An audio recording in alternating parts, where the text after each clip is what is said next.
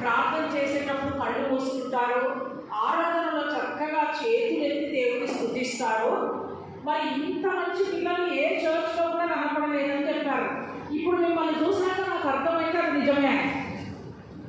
ఎంత చక్కగా ఉన్నారు మీరందరూ, చాలా ముద్దుగా చాలా అందంగా ఉన్నారు. మిమ్మల్ని అందరినీ చూస్తూ ఉంటే నాకు చాలా సంతోషం అనిపిస్తూ ఉంది. ఇంకోటి మీరందరూ చాలా మంచి పిల్లలు అని తెలిసినందుకు నాకు ఎంతో సంతోషంగా ఉంది. సరే, మనం మరి పాఠంలోకి వెళ్ళిపోదామా? మరి తర్వాత ఆయనకు కుమారులు ఉన్నారు.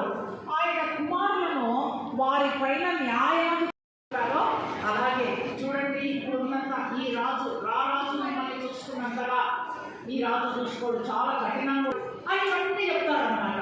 చెప్తే ప్రజలు చూడండి ఏమంటారంటే, అయినా పర్వాలేదు, మాకు రాజు తెలియదు అంతే, మాకు రాజు కావాలి అంటారు కదా.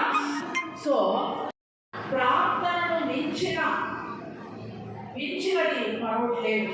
అయితే మన సొంత నిర్ణయాలు ఎప్పుడు కూడా తీసుకోకూడదు, చేయాలి కదా అని నేర్చుకున్నాం. ఇక్కడ మనం చూడండి, అంటే యెషయా గ్రంథం 30 భయాన్ స్టోరీలోకి. ఓకే, సో మీరు చెప్పండి కంట వాక్యము. యెహోవా మనకు న్యాయాధిపతి, యెహోవా మన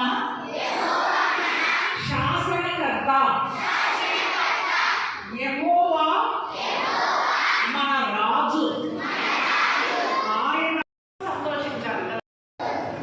నీ గురించి మరి ఎక్కువగా తెలుసుకొని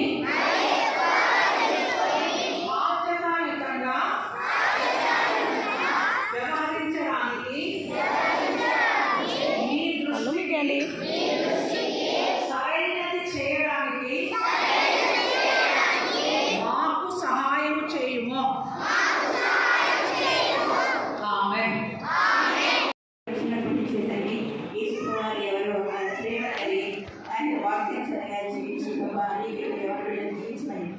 అన్ని మీరైతే ఆశించి మరి ఏసు నాన్న ప్రార్థించండి వేడుకున్నాను తండ్రి.